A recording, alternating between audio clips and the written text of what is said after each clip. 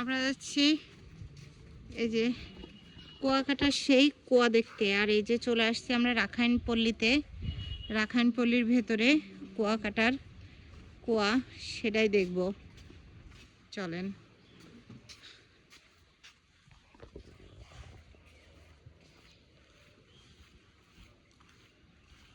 এটা হচ্ছে বিশ্রামপাড়া meditation centre.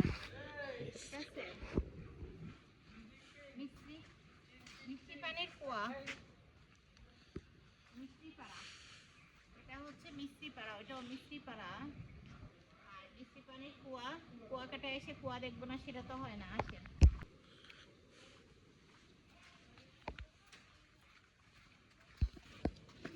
এই যে সেই কুয়াকাটার কুয়া, যেটা এত বছর এসে এসে আমরা কোনোদিনই দেখিনি, আজকে ফার্স্ট টাইম কুয়াকাটার কুয়া দেখবো।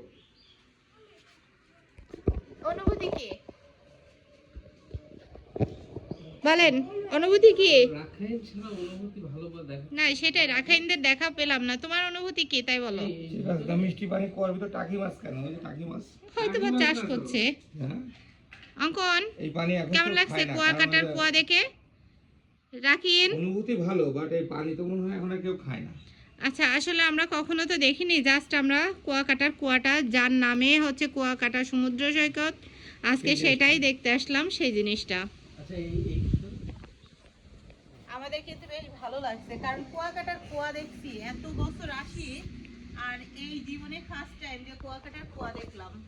আপনাদের কেমন লাগছে? রাখাইনপল্লীতে একবার হলো এসে কুয়াকাটার কুয়া দেখে যাবেন। শুধু কুয়াকাটায় এসে গোসল করে চলে যাবেন না। গ্রামের মেঠো পথ, খুব সুন্দর পিচের রাস্তা, আমরা আসলাম, বেশ ভালো লাগলো। চলেন আপনি আগে